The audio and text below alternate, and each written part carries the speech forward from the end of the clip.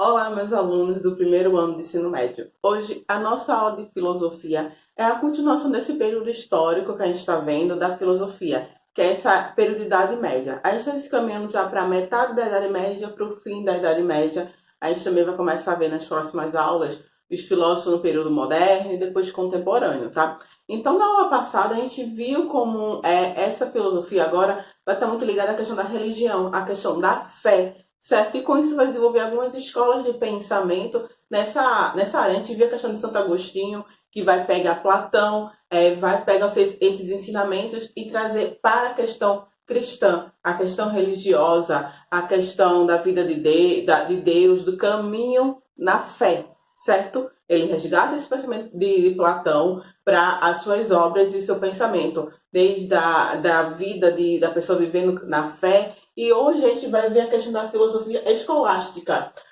que ela inicia no século IX e vai até o século XV. E é uma filosofia no período medieval. Quando a gente fala filosofia no período medieval, a gente fala logo do que? Da Igreja Católica. O poder que a Igreja Católica tem de influenciar não só na vida social, religiosa e política. E é ela que vai desenvolver essa doutrina religiosa e também essa doutrina de pensamento filosófico, certo? Então, esse período histórico, a gente vai ter um desenvolvimento de uma filosofia muito ligada à questão da fé, de busca dessa razão ligada à fé, certo? E com isso, nos mosteiros, onde a gente vai ter os monges, ali vai ser um local onde vai começar a desenvolver esse pensamento filosófico. Já que a gente está numa época que não é todo mundo que vai ter acesso a esse conhecimento, acesso a esses estudos. Eram pessoas que têm um bom poder aquisitivo, tá? A gente está falando de Idade Média, tá? Então, esses pensamentos filosóficos eram desenvolvidos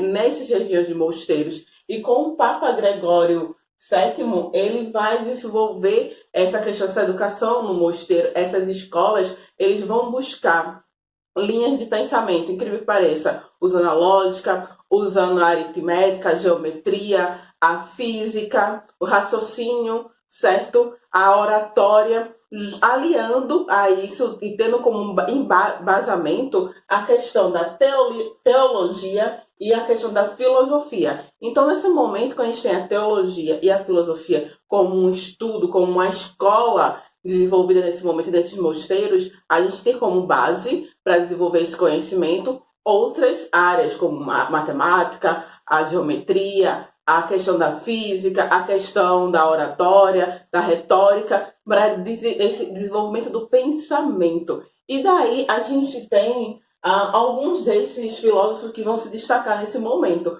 muitos deles ligados à Igreja Católica. Então a gente tem Santo Anselmo e um dos principais, São Tomás de Aquino. Quem era São Tomás de Aquino? Ele também faz parte dessa vida religiosa. Uma pessoa que abriu mão e viver para abrir mão da sua vida social, para viver em favor da fé, desse pensamento não só filosófico, teológico, mas também viver a fé. Então, a gente está muito ligado à relação da natureza, à fé em Deus, em relação à missão de Jesus Cristo, certo? Então, a gente vai ter essa natureza que vai buscar esses ensinamentos, esse conhecimento, e não só esse ensinamento, mas justificar a presença e a existência de Deus no mundo. Daí a gente tem São Tomás de Aquino. Já que a gente tem visto Santo Agostinho com Platão, a gente tem Aristóteles nesse momento. A gente vai ter o resgate desse pensamento filosófico clássico de Aristóteles. Lembra, Aristóteles vai ter uma linha de pensamento mais sistemático, bem desenvolvido, com métodos de você desenvolver esse conhecimento,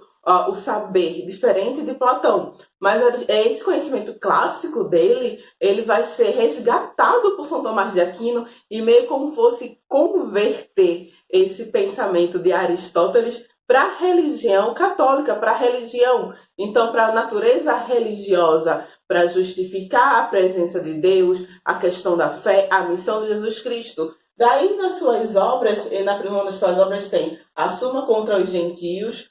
Ele vai falar da questão da razão e da fé. Não só de você ter a sua fé, a sua crença, você viver e vivenciar. E através dela que você vai buscar esse conhecimento e essa razão, através da fé. E já na sua outra obra, a Suma Teológica, ele aqui já vai mais para a doutrina cristã. Como o cidadão deve se comportar. A gente fala doutrina, fala de ensinamentos e de como ele tem que vivenciar essa fé, essa religião que é pregada nesse momento da Idade Média. Então ele vai falar dessas doutrinas ligadas não só à natureza religiosa, dos ensinamentos da igreja nesse momento. Então você vê que nesse período dessa filosofia medieval, a gente vê uma influência forte desse pensamento religioso na filosofia. Então você vê que nesse momento da Idade Média, a gente vai ter o controle da igreja nesse desenvolvimento científico. E a gente vai começar a ver essa mudança quando a gente